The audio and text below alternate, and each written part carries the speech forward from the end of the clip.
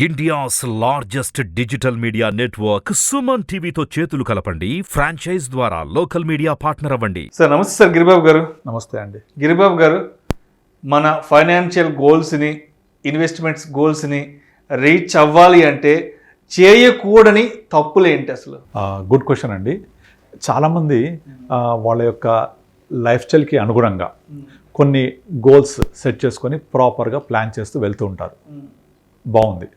కానీ majority of జనాలు ఏం చేస్తుంటారంటే పక్కోళ్ళకి ఒక ప్లానింగ్ ఉంది, వాళ్ళు ఇలా చేస్తుంది కదా, వాళ్ళ ప్లానింగ్ని చూసి నేను కూడా ప్లాన్ చేసుకుని ఇలా చేస్తానని అని ఆలోచిస్తూ ఉంటారు.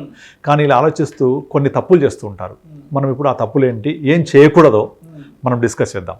యాక్చువల్గా మన యొక్క ఫైనాన్షియల్ గోల్స్ అచీవ్ అవ్వాలంటే ఏం చేయాలో కాదు, ఏం చేయకూడదో కూడా తెలుసుకోవాలి.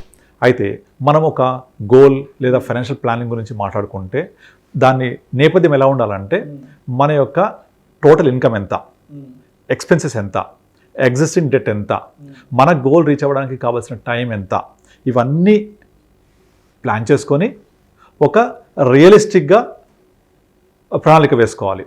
ఇందులో ఫస్ట్ మనం చేయాల్సింది ఏంటంటే అన్రియలిస్టిక్ టైం ఫ్రేమ్ పెట్టుకోకూడదు.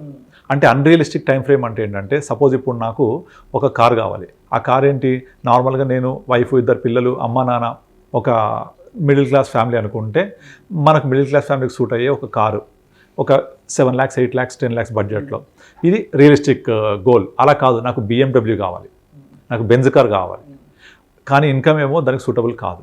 ఇలా అన్రియలిస్టిక్గా పెట్టుకోవద్దు. పోనీ నాకు ఒక 10 lakhs కార్ కావాలి, కానీ 1 yearలో కావాలి, అది పాసిబుల్ కాదు. సో 1 yearలో కార్ కావాలనుకొని మీకు ఈఎంఐ పెంచేసుకుంటే మిగతా ఎక్స్పెన్సెస్ ఎట్లా? సో మన ఇన్కమ్ ఎంత, ఎక్స్పెన్సెస్ ఏంటి, టైం ఫ్రేమ్ ఏంటి, ఈ సెలెక్ట్ చేసుకున్నప్పుడు అన్రియలిస్టిక్గా ఉండకూడదు అండ్ అన్రియలిస్టిక్ గోల్స్ పెట్టుకోకూడదు. సో నేను రిటైర్ అవ్వాలంటుంటారు. నేను చాలామంది మాట్లాడుతూ ఉంటే నాకు రిటైర్ తొందరగా అవ్వాలంటారు. ఎప్పుడు అంటే 40K అవ్వాలంటారు. ఇప్పుడు ఆల్రెడీ వయసు 35, బ్యాక్గ్రౌండ్లో డబ్బులు ఏమీ ఇంకా ఉండదు. 40K అయిపోవాలి, 45 రిటైర్ అయిపోవాలంటారు. ఏం చేస్తారు రిటైర్ అయిపోతే? రిటైర్ వాళ్ళు అంతే ఏం చేస్తారు చెప్పడానికి కూడా బాగుండదు. చెప్తారు వాళ్ళకు, అరే నేను జాబ్ చేయలేను, బాగా ప్రెషర్ ఉంది, పొద్దున్న లేస్తే ఇది సిస్టమ్ ముందు కూర్చొని ఇదే చేసి బోర్ కొట్టేస్తుంది, హెల్త్ వచ్చేస్తున్నాయి, నేను 45 రిటైర్ అవ్వాలంటారు. కానీ చేతిలో ప్లానే ఉండదు, బ్యాక్ ఎండ్లో డబ్బులు ఉండవు. సో రిటైర్ అయిపోయాక ఏం చేయాలి అనేది కనీస అవగాహన కూడా ఉండదు. ఊరికే అందరూ చెప్తున్నారు, ఇప్పుడు ఫ్యాషన్ అయిపోయింది చెప్పేయడమే. అలా ఉండకూడదు. సో మీరు పెట్టుకునే గోల్స్ రియలిస్టిక్ ఉండాలి. ఒకటి ఫస్ట్. అన్రియలిస్టిక్గా ఉండకూడదు. ఇది అని తప్పు ఎప్పుడు చేయకూడదు. నెంబర్ 2, లేటెస్ట్ ట్రెండ్స్ ఫాలో అవుతుంటారు. ఇప్పుడు లేటెస్ట్ ట్రెండ్ ఏంటి, బిట్ కాయిన్, క్రిప్టో కరెన్సీ. పక్కన ఉన్న ఫ్రెండ్స్ అందరూ క్రిప్టో కరెన్సీ వెళ్తున్నారు, నాకు ఫోన్ చేస్తారు, గిరిబాబు గారు ఇప్పుడు క్రిప్టో కరెన్సీ ఇన్వెస్ట్ చేద్దాం, మా ఫ్రెండ్ ఇన్వెస్ట్ చేస్తుండని చెప్తూ ఉంటాడు. ట్రెండ్స్ ఫాలో అవ్వాలి. అరే అందరు ఫాలో అవుతున్నారు కదని చెప్పేసి క్రిప్టో కరెన్సీలో ఫాలో అవుతే ఆ క్రిప్టో కరెన్సీ ఏంటి, మనం పెట్టే డబ్బులు ఎక్కడికి వెళ్తాయి, దాని రెగ్యులేటర్ ఎవరు, డబ్బులు వస్తాయా పోతాయా అంటే దాంట్లో ఏంటి, దాని లాభ నష్టాలు ఏంటి, సాధక బాధలు ఏంటి, ఇవేవి కూడా ఆలోచించకుండా అందరు పెడుతున్నారు, లేటెస్ట్ ట్రెండ్ నడుస్తుంది, నేను ఈ ట్రెండ్లో వెళ్తాను అనుకుంటారు.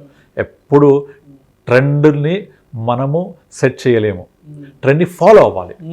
ఆ ఫాలో అవ్వాలని చెప్పేసి ఇప్పుడున్న ట్రెండ్ మనకు రియలిస్టిక్ ఉందా లేదా అలా ఆలోచించకూడదు. కనుక అన్ని చోట్ల డైలాగ్ వర్తించదు, నేను ట్రెండ్ ఫాలో అవ్వను, ట్రెండ్ సెట్ చేస్తాను, ఇక్కడ మాత్రం కుదరదు. ఎందుకంటే మనము ఏ ప్లాన్ చేసినా కూడా రియలిస్టిక్ దగ్గరగా ఉండేలాగా ప్లాన్ చేయాలి. మీరు క్రిప్టో కరెన్సీలో నేను ఇన్వెస్ట్ చేసి నా గోల్ రీచ్ అవుతా అంటే రేపు పొద్దున ఆ డబ్బులు ఉంటాయి పోతాయో తెలియదు. సడన్గా మీరు రేపు పొద్దున మీ గోల్ రీచ్ అయ్యే టైం వచ్చింది, డబ్బులు లేవు, ఏం చేస్తారు అప్పుడు? కనుక ఎప్పుడు కూడా అలాంటి అన్రియలిస్టిక్ ఉండేవి, లేటెస్ట్ ట్రెండ్ అని చెప్పి చేయకూడదు. ఈ తప్పు అస్సలు చేయకూడదు. 3వది, మనం ఎప్పుడు కూడా ఎమర్జెన్సీ ఫండ్ మిస్ అవ్వకూడదు. ఎమర్జెన్సీ ఫండ్ అంటే ఏంటి, నాకు వచ్చే శాలరీ సడన్గా అయిపోతే నాకు ఒక మినిమం 3 to 6 months బ్రతకడానికి, జీవించడానికి కావాల్సిన డబ్బులు ఎప్పుడు పొదుపు ఖాతాలో ఉండాలి. సడన్గా శాలరీ లేదు, ఆగిపోయింది, రిజిస్ట్రేషన్ ఇచ్చింది, నాకు పింక్ స్లిప్ ఇచ్చేశారు, తీసేశారు, రేపు పొద్దున రెంట్ ఎలా కట్టాలి, ఈఎంఐ ఎలా కట్టాలి? కనుక దానికోసం ఒక 6 months ఎప్పుడు మనం పక్కన పెట్టుకోవాలి. సో 80% ఎమర్జెన్సీ ఫండ్ మిస్ అవ్వద్దు. అత్యవసర నిధి. చాలామంది ఏంటంటే బేస్లెస్ ప్లానింగ్ చేస్తుంటారు. నిలబడడానికి నీకు ఫస్ట్ భూమి ఉండాలి, నీ కాళ్ళకి చెప్పులు వేసుకొని మిగతా వాడికి కార్పెట్ అయ్యి. సో మనకే లేకుండా చేయొద్దు ఎప్పుడు కూడా. సో మనం ఎట్టి పరిస్థితుల్లో ఎమర్జెన్సీ ఫండ్ని మిస్ అవ్వద్దు. అది ఎప్పుడు మనకు ఏమవుతుందంటే ఒకలాంటి మనకు భద్రత ఇస్తుంది, ఆర్థిక భద్రత. ఓకే, నాకు ఏదైనా ప్రాబ్లం ఉన్నా లేదా నేను జాబ్ చేంజ్ అవ్వాల్సిన పరిస్థితి వస్తే ఒక 6 నెలల పాటు నాకు బ్యాకప్ ఉంది, అలాంటిది ఉండాలి. ఇది లేకుండా మనం ఎప్పుడు ప్రణాళిక వేయొద్దు. సో దీని తర్వాత ఇంకొకటి, మనము ఇన్వెస్ట్ చేసేటప్పుడు మన గోల్స్ కోసము స్టాక్ మార్కెట్ హెల్ప్ తీసుకుంటాం. అంటే మార్కెట్లో స్టాక్స్ ద్వారా కానీ మ్యూచువల్ ఫండ్స్ ద్వారా చేస్తాం. ఇలా వెళ్తున్నప్పుడు ఈ ప్రయాణం ఎప్పుడు సాఫీగా సాగదు. మార్కెట్ ఎప్పుడు ఒడిదుడుకుల్లోనే ఉంటుంది. యాక్చువల్గా ఉండాలి కూడా. ఈసీజీ కూడా స్ట్రైట్ లైన్ ఉంటే ఆ పర్సన్ నో మోర్ అని చెప్తారు. కనుక స్ట్రైట్ గా ఉందంటే మంచి లేడు, భూమి మీద నౌకలు చెల్లిపోయినట్టే. కనుక ఈసీజీ లాగా మార్కెట్ ఎప్పుడు ఇలాగ వెళ్తుంది. దాన్ని మనం అర్థం చేసుకొని, మార్కెట్ అంటే ఒడిదుడుకులు ఉంటాయి కాబట్టి దాంతో మనం ప్రయాణం చేస్తూ ఉండాలి. అంతేగాని ప్యానిక్ అవ్వద్దు. అరే మార్కెట్ పడింది, నా గోల్ రీచ్ అవ్వనా అని ఎప్పుడు ప్లాన్ చేయొద్దు. అందుకనే మనము ఏ ఫండ్ ఎంచుకోవాలి, ఏ ఇన్స్ట్రుమెంట్లో ఇన్వెస్ట్ చేయాలి అనేది మన గోల్ ఎంత డిస్టెన్స్లో ఉంది, ఎంత వొలటాలిటీని తట్టుకునేలాగా ఉంటుంది అలాగే తీసుకోవాలి. ఫర్ ఎగ్జాంపుల్ ఇప్పుడు స్మాల్ క్యాప్ ఇన్వెస్ట్ చేయాలి అంటే కొంతమంది చెప్తూ ఉంటారు, ప్రతి ఒక్క గోల్కి స్మాల్ క్యాప్ పెట్టేసేయండి, స్మాల్ క్యాప్ పెరుగుద్ది. స్మాల్ క్యాప్ పెరుగుద్ది, కానీ మీ గోల్ కనుక 3-4 years ఉంటే స్మాల్ క్యాప్ సూటబుల్ కాదు. మీ గోల్ 10 years ఉంటే స్మాల్ క్యాప్ సూటబుల్. కనుక మనకి ఏ సూటబుల్ అనేది మనం ఎంచుకోవాలి తప్ప ఒక షోరూంలో ఒక డ్రెస్ బాగుంది కదా వేసుకుంటే మనకు సూటబుల్ కాదు. ఆ డ్రెస్ పర్సనాలిటీ మనకు ఉండాలి. ఇప్పుడు ఒక సినిమాలో ఒక హీరో మహేష్ బాబు ఒక డ్రెస్ వేసుకుంటే బాగుంది అనుకుంటే మనం మహేష్ బాబు కాదు కదా, సూపర్ అవుతుంది. కనుక ఇమిటేట్ చేసేటప్పుడు రియలిస్టిక్గా ఉండాలి, అన్రియలిస్టిక్ ఇమిటేషన్ చేయొద్దు. కనుక ఎట్టి పరిస్థితుల్లో మార్కెట్ వొలటాలిటీని మనము అర్థం చేసుకొని మన ఇన్వెస్ట్మెంట్ గోల్స్ని మనం ప్లాన్ చేసుకోవాలి. కనుక ఈ తప్పు కూడా చేయొద్దు. అలాగే ఇంకా ఇంపార్టెంట్ ఏంటంటే ఇన్ఫ్లేషన్, ఆర్థిక ద్రవ్యోల్బణం. ఈ ద్రవ్యోల్బణం అనేది అతిపెద్ద ఒక బూచి అనమాట. ఇప్పుడు నార్మల్గా కొంతమంది ఏం చేస్తుంటారు, నాతో మాట్లాడుతున్నప్పుడు మా అబ్బాయి ఒక 15 సంవత్సరాల తర్వాత హైయర్ ఎడ్యుకేషన్ ప్లాన్ చేస్తున్నా అంటారు. ఓకే, ఎంత ఫీజు ఉంది ఇవాళ? మినిమం ఏ ఫీజు అయినా సరే ఇవాళ ఈవెన్ 10th క్లాస్ వరకు తీసుకున్నా 1,00,000-2 లక్షలు మినిమం అవుతుంది. సో వాళ్ళు 10 ఏళ్ల తర్వాత ఏం చదువుకుంటున్నాడు, ఎంత ఫీజు అవుతుంది అనేది ఇన్ఫ్లేషన్ని అడ్జస్ట్ చేసుకుంటూ ప్లాన్ చేసుకోవాలి. ఫర్ ఎగ్జాంపుల్ ఇవాళ నార్మల్ ఐఐటీలో కూడా 15 lakhs తక్కువ లేదు, minimum 2 lakhs 3 lakhs minimum per annum. So అదే మీరు బిట్స్కి వెళ్ళండి 40 lakhs ఈరోజు, 15 ఏళ్ళ తర్వాత కోట్లలోకి వెళ్ళిపోతుంది అది. సో కోట్లలోకి వెళ్ళిపోతే ఇవాళ కోట్లలో ఫీజు అని ఊహించడానికి కూడా మనము సరిపోదు, మన ఊహ సరిపోదు. సో అంచనా సరిపోదు. ఎందుకంటే మనం చదువుకున్నప్పుడు గవర్నమెంట్ స్కూల్స్ దాంట్లో 100 రూపాయలు 1000 రూపాయలు మేము ఎప్పుడు లేదు. నాది కేజీ టు పీజీ మొత్తం 10,000 కూడా కాలేదు నా ఫీజు మొత్తం, 5-6,000 కంటే ఎక్కువ కాలేదు కేజీ టు పీజీ. ఇవాళ ఉందా పరిస్థితి? లేదు కదా. సో రియలిస్టిక్గా మనం ఆలోచించాలి.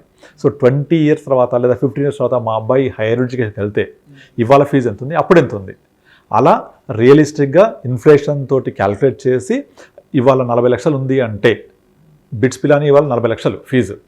మెడిసిన్ చేయాలి అంటే గవర్నమెంట్ స్కూల్ కాలేజీలోనే మినిమం 4-5 lakhs అవుతుంది. అదే ప్రైవేట్లో అయితే అది కేటగిరీ ఆఫ్ సీట్ బట్టి పెరిగిపోతుంటుంది, మినిమం 40-50 లక్షలు అవుతుంది. ఇవాళ ఒక 15 సంవత్సరాల తర్వాత మినిమం 1 కోటి 2 కోట్లు ఉంటుంది కదా, దాని తగ్గట్టుగా మనం ప్రణాళిక వేసుకోవాలి.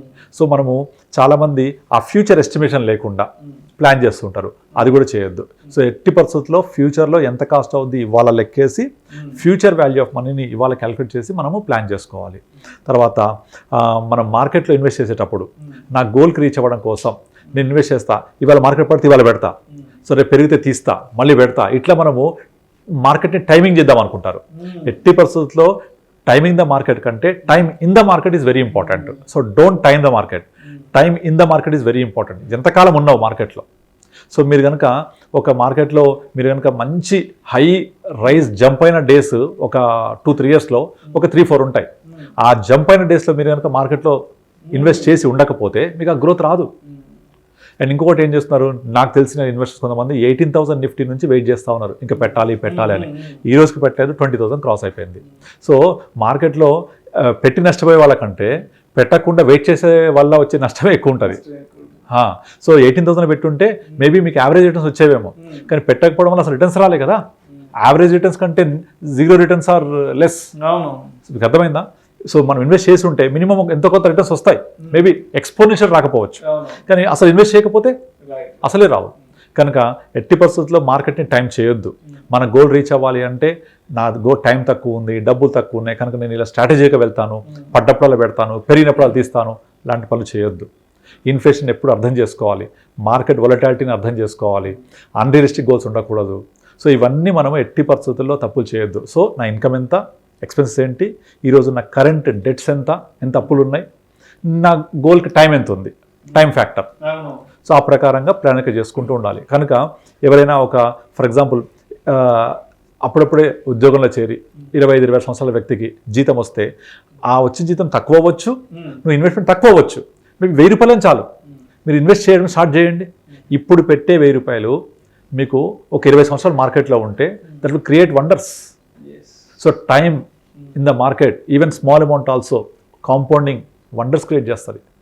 నార్మల్గా కొంతమంది కొన్ని కమ్యూనిటీస్లో పిల్లలు పుట్టగానే ఒక 1000 రూపాయలు ఎంతో సిప్ స్టార్ట్ చేసేస్తారు. వాళ్ళకి 60 ఏళ్ళు వచ్చేదాకా ప్లాన్ చేస్తారు వాళ్ళ ఫాదర్. 60 ఏళ్ళు వచ్చేదాకా ఇతను ఉండడు, కానీ ఒక దీపం వెలిగించి వెళ్ళిపోతాడు. ఆ దీపం జీవితాంతం వెలుగునిస్తూనే ఉంటుంది.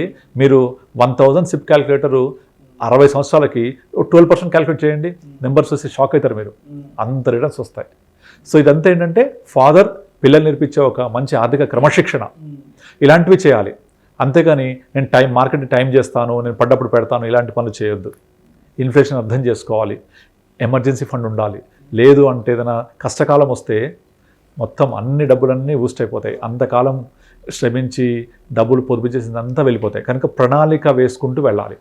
మీకు ఏ ప్లాన్ లేకపోతే you are planning to failure actually. So you are planning to failure if you don't have a plan. Right. So కనుక మనం ప్లానింగ్తో వెళ్ళేటప్పుడు ఈ మిస్టేక్స్ చేయకుండా ఉంటే డెఫినెట్లీ మీ యొక్క ఆర్థిక క్రమశిక్షణ మిమ్మల్ని మంచి ఉన్నత స్థితికి తీసుకెళ్తుంది. Thank you so much Giri Babu. Thank you అండి.